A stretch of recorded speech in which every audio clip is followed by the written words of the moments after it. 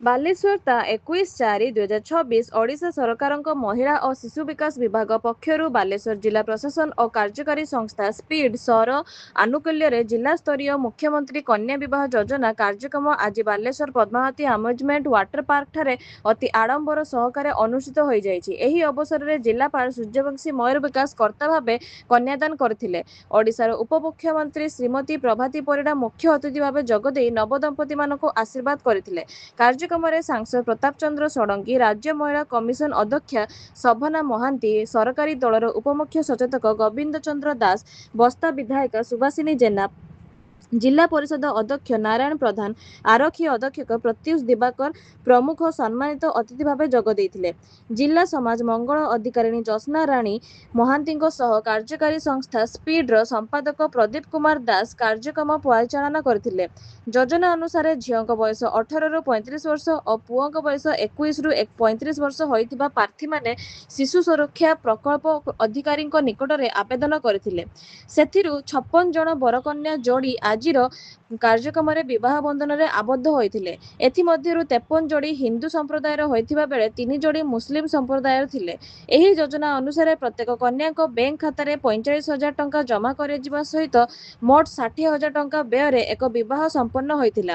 ଅତିରିକ୍ତ ଜିଲ୍ଲାପାଳ ହେମନ୍ତ କୁମାର ସିଂ ଓ ଜିଲ୍ଲା ପ୍ରଶାସନର ସମସ୍ତ ଅଧିକାରୀ ଓ କର୍ମଚାରୀମାନେ ଏହି କାର୍ଯ୍ୟକ୍ରମକୁ ସାଫଲ୍ୟମଣ୍ଡିତ କରିବାରେ ସହଯୋଗ କରିଥିଲେ। କିନ୍ତୁ ଏଇଠି 46, 50, 96 ଯୋଡ଼ାଙ୍କର ଆଶୀର୍ବାଦ ତାଙ୍କୁ ମିଳିବ। ସେ କହୁଥିଲେ ମୁଁ କନ୍ୟା ପିତା ହେଇ ଦାନ କରିବାରେ ଝିଅଙ୍କୁ ମୋର ଅପୂର୍ବ ଆନନ୍ଦ ଅଛି ବୋଲି। ତେଣୁ ଏ ଆନନ୍ଦ ମୁଁ କହୁଛି ଖାଲି ଜିଲ୍ଲାପାଳ ନୁହେଁ, ଏଇଠି ଉପସ୍ଥିତ ଥିବା ସମସ୍ତ ଆରକ୍ଷୀ ବନ୍ଧୁମାନେ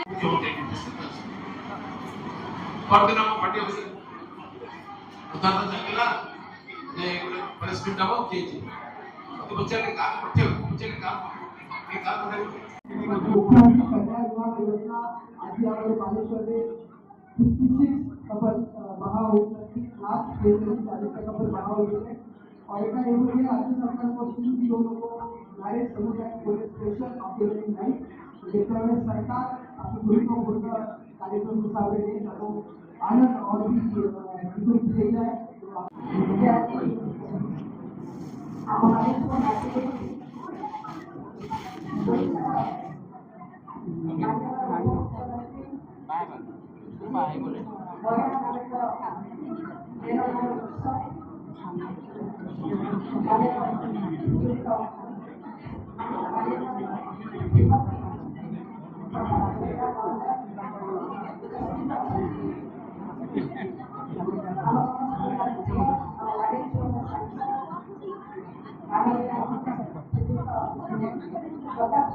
मो ना प्रदीप कुमार दास, सेक्रेटरी स्पीड सौर बालेश्वर, आयोजक संस्था मुख्यमंत्री कन्या विवाह योजनार ये योजना सरकार एक जुगान्तकारी पदक्षेप।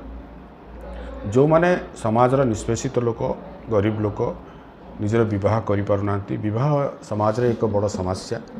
आर्थिक परिस्थिति सामाजिक परिस्थिति को लेकिन गोटे साधारण परिवार झीटे विवाह करिपारुनी, तेणु से सरकार सहायतार हाथ बढ़ाई।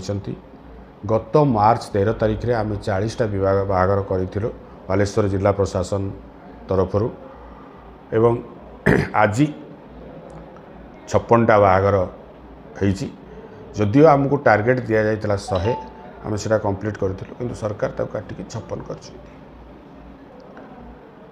56 जनरू 4 जन मुस्लिम जोड़ी, 52 जन होती हिंदू परिवार हिंदू जोड़ी।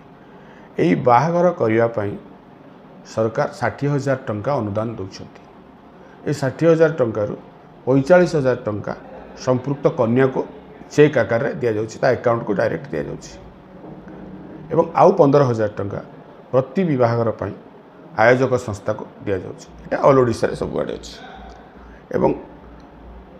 यही कार्यक्रम आज कार्यक्रम जिलापाल, जिला समाज मंगल अधिकारिणी, उपजिलापाल, अतिरिक्त जिलापाल, समस्त सरकारी कर्मचारी, समस्त आम महिला और शिशु विकास समस्त कर्मचारी, समस्त प्रशासक, समस्त पदस्थ अधिकारी संपूर्ण सहयोग अच्छी, संपूर्ण आंतरिकता अच्छी एवं भल पाइबा भी अच्छी। ସମସ୍ତଙ୍କର ସହଯୋଗରେ ଆଜିର କାର୍ଯ୍ୟକ୍ରମ ହୋଇଛି ଏବଂ ଆଜିର କାର୍ଯ୍ୟକ୍ରମରେ ଓଡ଼ିଶାର ମାନ୍ୟବର ଉପମୁଖ୍ୟମନ୍ତ୍ରୀ ତଥା ମହିଳା ଓ ଶିଶୁ ବିକାଶ ପର୍ଯ୍ୟଟନ ମନ୍ତ୍ରୀ ଶ୍ରୀମତୀ ପ୍ରଭାତୀ ପରିଡ଼ା ଯୋଗ ଦେଇଥିବାରୁ ଆମେ କୃତଜ୍ଞତା ପ୍ରକାଶ କରୁଛୁ। ଆମେ ଧନ୍ୟବାଦ ଦେଉଛୁ, ଜିଲ୍ଲା ପ୍ରଶାସନକୁ ଆଉ ଥରେ ଧନ୍ୟବାଦ ଦେଉଛୁ, ଉପମୁଖ୍ୟମନ୍ତ୍ରୀଙ୍କୁ ଧନ୍ୟବାଦ ଦେଉଛୁ।